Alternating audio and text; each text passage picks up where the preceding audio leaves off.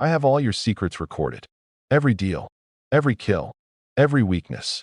Nyla stood in the ruins of what had been Saran's most secure safe house, her hand resting on her barely visible pregnant belly, staring at the man she'd married 6 months ago.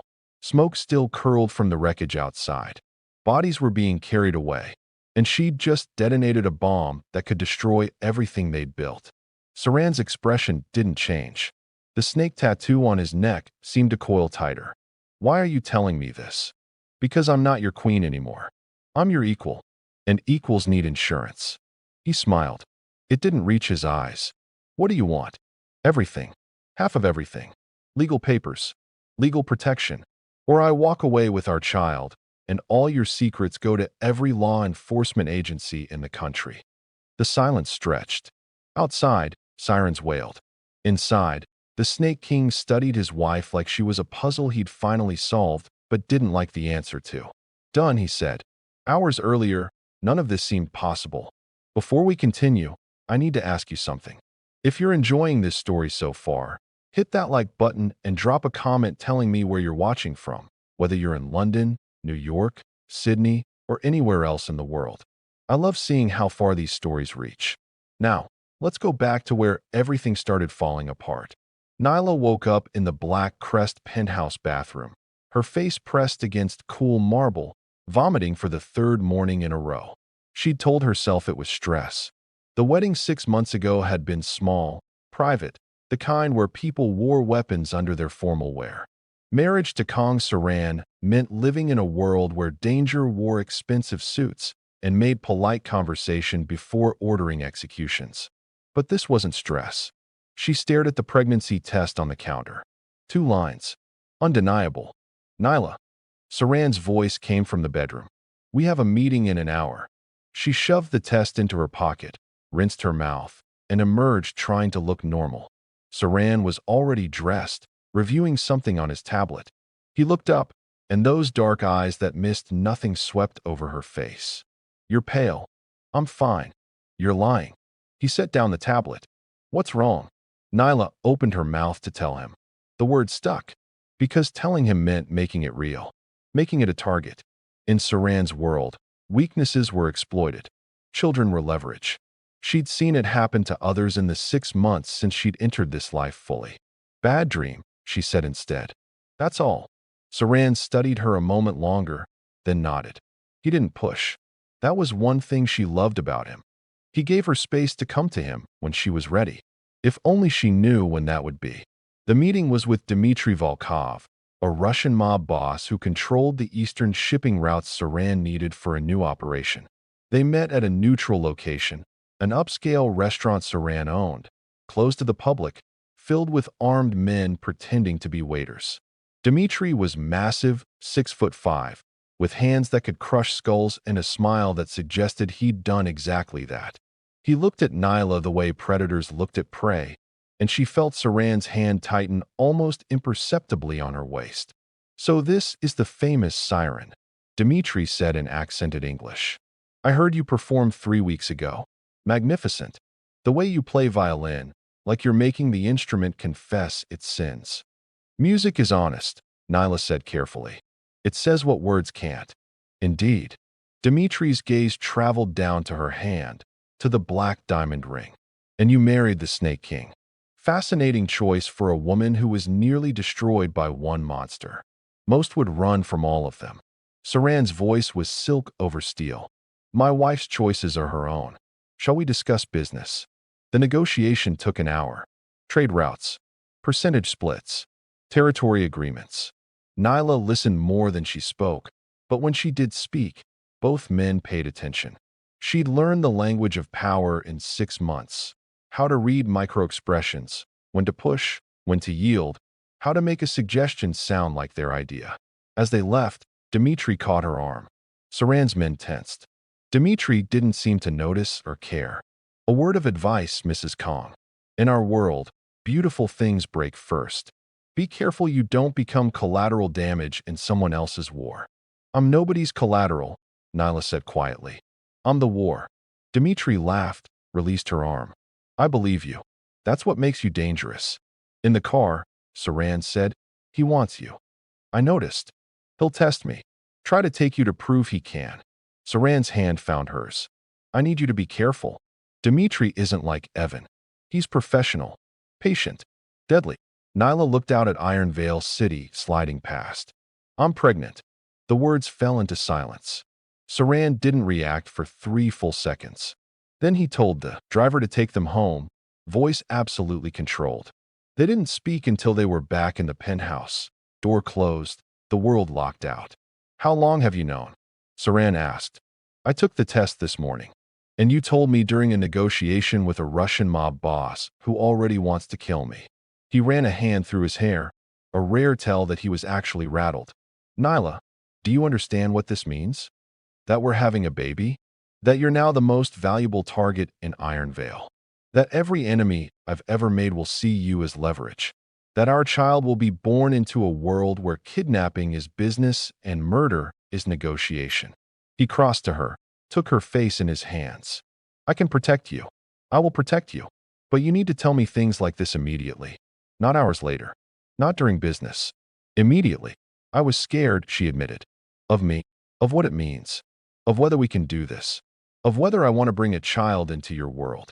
Saran's expression softened. It's our world now. You're not a guest here anymore, Nyla. You're a partner. And if you want this child, we'll make it work. If you don't, I want it, she said quickly. I'm terrified, but I want it. He kissed her forehead. Then we adapt. Starting now, you get additional security. You stop going to public performances unless absolutely necessary. And you tell me everything. Every threat, every concern, every instinct that something is wrong. That's not living. That's hiding. That's surviving long enough to give birth. His hands moved to her still flat stomach. I've lost things before, Nyla. I won't lose you. I won't lose this. She wanted to argue. Wanted to insist she could handle herself. She'd proven that over and over in the last 6 months. But the look in his eyes stopped her. This wasn't the Snake King talking. This was the man underneath. The one who'd saved her from a bathroom with a splintered door and somehow become the person she trusted most in the world. Okay, she said. We do it your way. For now. For now, he agreed. The call came 2 days later while Nyla was practicing violin. An unknown number. She almost didn't answer. Saran had been paranoid about unknown contacts since she'd told him about the pregnancy. But something made her pick up. Hello. Nyla Hart. The voice was female, crisp, professional. Or should I say Nyla Kang now? Congratulations on the marriage. And the pregnancy. Nyla's blood went cold. Who is this? Special Agent Victoria Cross, FBI? I was Evan's partner. His mentor. His lover. A pause. I'm the woman whose life you destroyed 6 months ago. Evan destroyed his own life. I just survived him. Survival. Victoria's laugh was sharp. Is that what you call running to a crime lord? Becoming his wife? His accomplice? You're not a victim anymore, Nyla. You're a criminal. And I'm going to prove it. Good luck with that. I don't need luck. I have evidence. Photographs of you at meetings with known criminals. Financial records showing money laundering through the music venues you perform at. Witness testimony from people Saran has hurt. Another pause. And I have your brother. The violin nearly slipped from Nyla's hands. What? Marcus is safe. For now. He doesn't know he's being watched, but he is. By people who answer to me. One word from me, and he disappears into federal custody. Or worse. You're FBI. You can't. I'm FBI with a vendetta and connections Evan only dreamed about. I can do whatever I want as long as I deliver Saran's empire on a platter. Victoria's voice hardened. You have a choice. Help me bring down your husband, or watch everyone you love suffer. You have 48 hours to decide. The line went dead. Nyla stood frozen, violin hanging from one hand, the other pressed to her stomach. This was different from Evan. Evan had been rage and fists and whiskey-soaked violence. Victoria was calculated, professional, legal, more dangerous. She found Saran in his study, going over shipping manifests. He looked up when she entered, immediately reading her expression. What happened? She told him everything. The call, the threats. Marcus.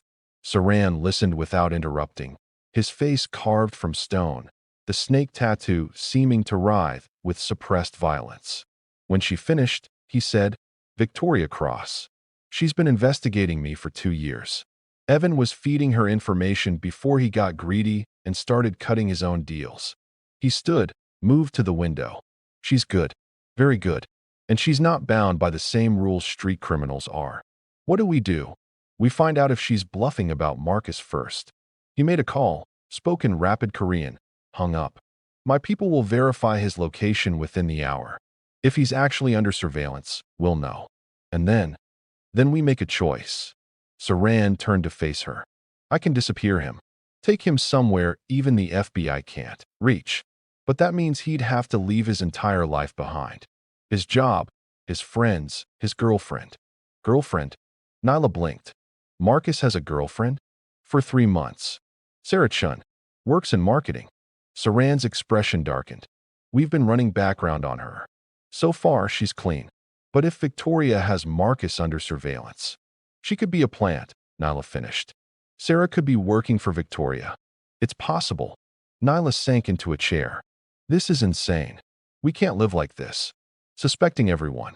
Protecting everyone. Running from the law and criminals at the same time. Saran knelt in front of her, taking her hands. This is the life we chose.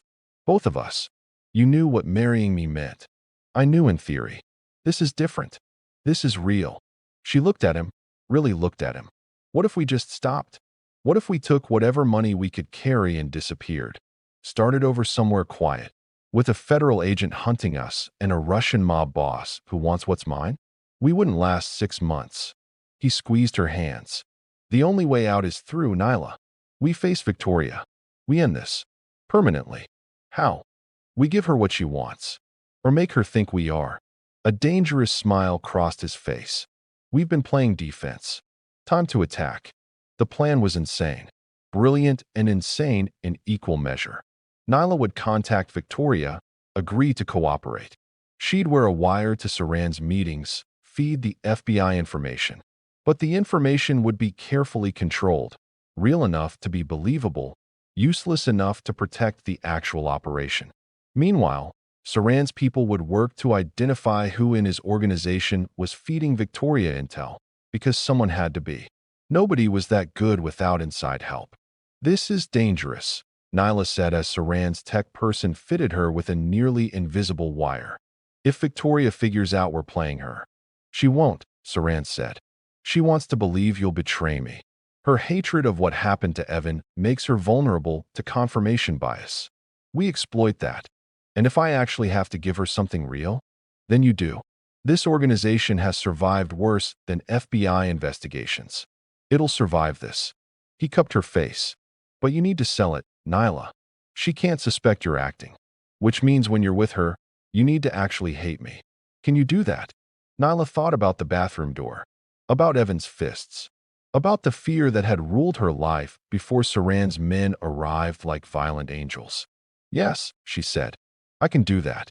The first meeting with Victoria happened in a coffee shop in a neighborhood where nobody knew Nyla's face. Victoria was mid-40s, severe beauty, eyes like chips of ice. She looked at Nyla with undisguised contempt. You came. I don't have a choice. Everyone has a choice. You chose the Snake King over decency. Victoria slid a folder across the table. These are the charges we'll be bringing. RICO violations. Money laundering. Murder. And that's just the start. You'll go to prison, Nyla. Your child will be born in federal custody. Nyla's hand went to her stomach. Unless you help me. Real help. Not the sanitized version I know you're planning. Victoria leaned forward. I know Saran sent you here. I know he thinks he can control the information you give me. But here's what he doesn't know. I've been inside his organization for months. I have someone feeding me everything. So when you lie to me, I'll know. The words hit like ice water. Someone inside. Close enough to know everything. Who? Nyla asked. Victoria smiled. That would defeat the purpose, wouldn't it? But I'll give you this. It's someone Saran trusts completely. Someone who's been with him for years. And someone who's finally ready to watch the Snake King fall. Imagine this. What if you were Nyla in today's story? Your brother's in danger, you're pregnant, and the man you love is a criminal. How would you handle it? Would you stay loyal or make a deal? Drop your thoughts in the comments below. If you were in her shoes, what would you do differently? And if you're enjoying this journey, don't forget to hit that like button. Your support helps us bring more of these stories to life. Nyla left the meeting and went straight to Saran. They ran through every person in his inner circle. 7 people had access to the kind of information Victoria described. 7 people Saran had trusted with his life. We test them, Saran said. Feed each one different information. See what Victoria knows. They spent 3 days running the operation. False shipping dates, fake meeting locations, invented deals, and slowly, a pattern emerged. One person knew everything that Victoria seemed to know. Junho, Saran's head of security. The man who'd been with him for 8 years. The one who'd pulled Nyla from that bathroom 6 months ago. It can't be Junho, Nyla said. He saved my life. Which makes him perfect, Saran said coldly. Nobody would suspect him, including me. He looked older suddenly, tired. I need to be sure. One more test. The final test was simple. Saran told Junho he was moving a major shipment through the harbor, Pier 17, midnight. He told no one else. That night, FBI agents swarmed Pier 17. They found nothing because there was no shipment. But Victoria had taken the bait. Junho was the traitor. Saran had him brought to the penthouse.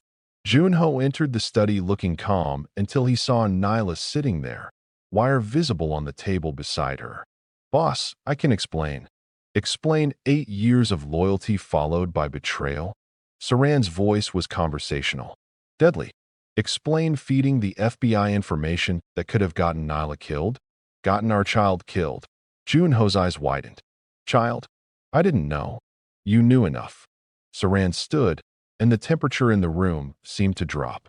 Victoria got to you. How? Money? Threats? Ideology. Junho laughed bitterly. Evan was my cousin. Did you know that?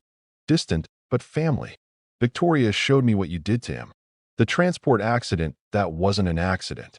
She promised me immunity, protection, enough money to disappear if I helped destroy you.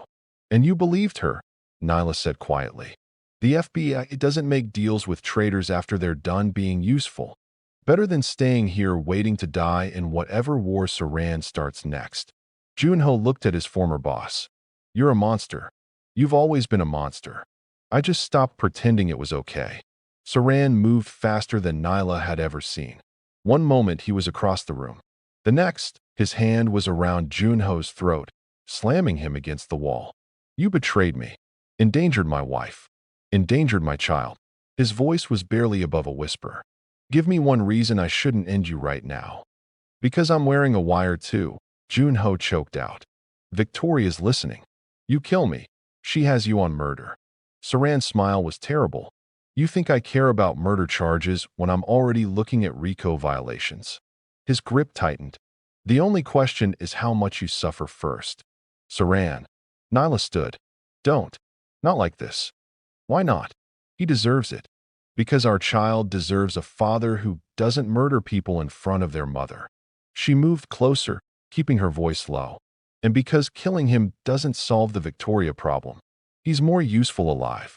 Saran held Junho against the wall for another 5 seconds, then released him. Junho collapsed, gasping. You have one chance, Saran said. You go back to Victoria. You tell her Nyla's cooperating fully, that I suspect nothing, that everything is proceeding according to plan. You feed her exactly what I tell you to feed her. And maybe, you survive this. And if I refuse, then I make sure Victoria finds your body in pieces, and I make sure she knows you were about to betray her too. See how loyal she stays to a dead traitor. Junho looked between them, seeing his options narrow to one. Fine. What do you want me to tell her? The trap they built was elegant. Junho told Victoria that Saran was planning a major summit with all his criminal partners, Russians, Chinese, Colombians, everyone, at a private island compound in 3 days. A chance to arrest dozens of major players at once. Victoria took the bait. What she didn't know was that the summit was real. But Saran had been planning it for months, and he'd prepared for exactly this scenario. The island had escape routes, hidden boats, contingency plans. When the FBI arrived, they'd find a party but no evidence. Everything incriminating would already be gone. This is incredibly risky, Nyla said the night before the summit. All the best plays are, Saran replied. He was packing, moving with the calm efficiency of someone who'd run from law enforcement before. You don't have to come. You could stay here, stay safe. I'm coming. If this goes wrong, we go down together. He stopped packing, looked at her. I love you. I don't say it enough, but I do. Everything I've done, everything I'm about to do, it's to protect what we're building. I know. I love you too. Even when you're being a terrifying crime lord. He laughed. Actually laughed. Fair enough. The summit was on a private island 40 miles offshore, accessible only by boat or helicopter. Saran's partners arrived throughout the day, Dmitry with his Russians, representatives from cartels and triads, people whose names made law enforcement agencies worldwide nervous. Nyla played violin during the formal dinner, trying not to feel like she was Nero fiddling while Rome burned. Dmitry approached during a break. You play beautifully, even when you're terrified. I'm not terrified. You're pregnant and surrounded by criminals while the FBI is probably planning a raid. You should be terrified. He smiled. I meant what I said before. You're too valuable to be collateral. When this ends badly, and it will, remember that I'm always looking for talented people. I'm not interested in switching teams. Not yet, but you will be. He walked away, leaving Nyla cold despite the island heat. At midnight, the raid came. Helicopters roared out of the darkness. Boats surrounded the island. Victoria's voice boomed through megaphones. FBI? Nobody moved. And Saran smiled. Because while Victoria and her agents stormed the main house, Saran's people were already evacuating through tunnels that led to hidden boats. Documents were being burned. Computers were being destroyed. By the time the FBI secured the building, all they found was a party that had technically broken no laws. Except Victoria had come prepared for that too. Saran Kang. She strode into the main room, agents flanking her. You're under arrest for RICO violations, money laundering, and conspiracy to commit murder. On what evidence? Saran asked calmly. On testimony from your own wife. Nyla felt the world stop. Every eye in the room turned to her. Victoria pulled out a recording device. Hit play. Nyla's voice filled the room. He's planning the summit to consolidate power. He's going to propose a unified trafficking route that violates at least 15 federal statutes. I can get you recordings of the planning meetings.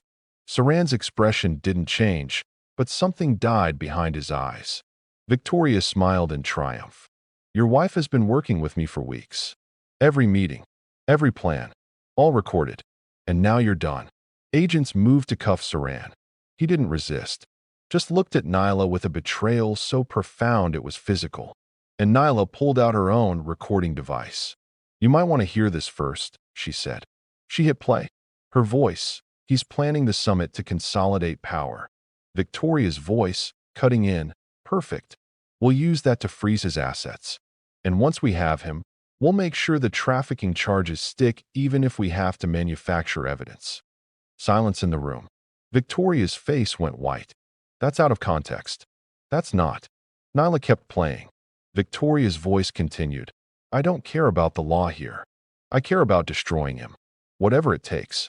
If we have to plant evidence, falsify records, intimidate witnesses, I want Saran Kang and everyone he loves to suffer. Nyla stopped the recording. Looked at Victoria. I've been recording everything. Every conversation. Every threat. Every time you violated federal procedure to pursue a vendetta. She pulled out a USB drive. And I've been uploading it all to a secure server. One word from me, and every law enforcement oversight committee in the country gets a copy. Victoria's hand moved toward her weapon.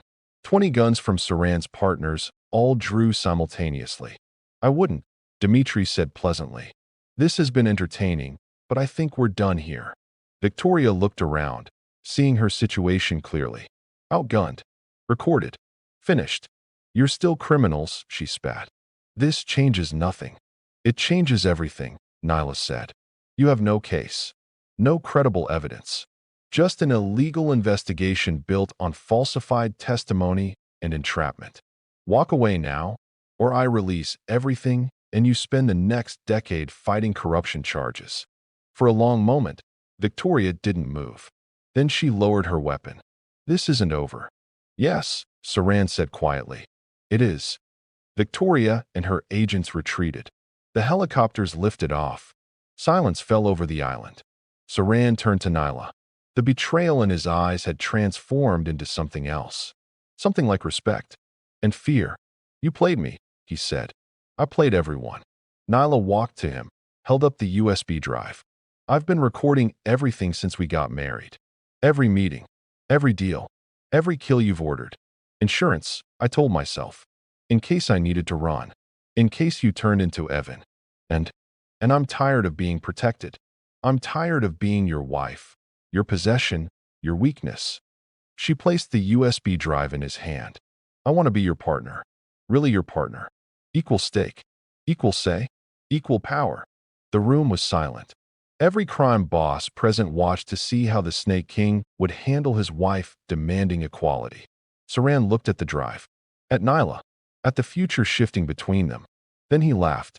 "You magnificent, terrifying woman." He held out his hand. "Partners. Equal in everything." They shook. It felt like a treaty ending a war nobody knew was being fought. Dmitri started clapping slowly. "Well, that was unexpected. Congratulations, Mrs. Kang. You just became the most dangerous woman in Iron Vale." As the party began to disperse, Saran pulled Nyla aside. "You took a massive risk. If I'd reacted differently. I know, but I was betting on you being smart enough to see the opportunity. Was I wrong?" "No. You were perfect." He kissed her, soft and genuine. "How do we do this?" "Real partnership. We start by never lying to each other again. Then we figure out the rest." They stood on the island as dawn broke, watching the sun rise over water that had nearly become their grave. Nyla's phone buzzed. Unknown number. She answered. "Hello." A woman's voice, young, unfamiliar. Well. The Snake King and his siren. "My parents would have loved to meet you both." "Who is this?" "My name is Claire. Claire Hart." A pause. "Evan's daughter. Victoria's daughter. And I've been watching you both for months." Nyla's blood turned to ice. "Evan didn't have children. He had me. With Victoria. 22 years ago. Before he married you. Before everything went wrong." The voice was calm, educated, deadly. "They raised me to finish what they started. To bring down the people who destroyed my family. Your family destroyed themselves. That's not how I see it. And soon, it won't matter how you see it either." Claire's voice hardened. "You took my father. The FBI took my mother's career. Now I take everything from you. Your business.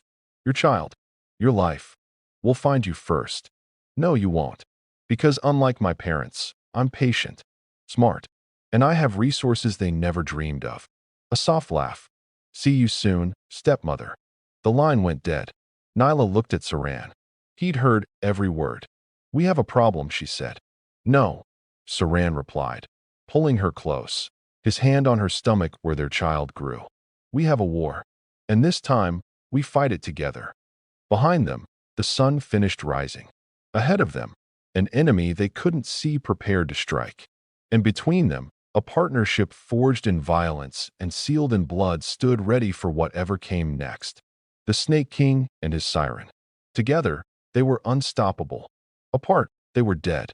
I've been told that I won't reach my 1K subscriber goal because people don't care about stories like these. But guess what? I'm here to prove them wrong. If you want to be part of this journey and show the world that we can make this channel grow, hit that subscribe button right now. Part 3 is coming, and trust me, you don't want to miss what happens when Claire makes her move.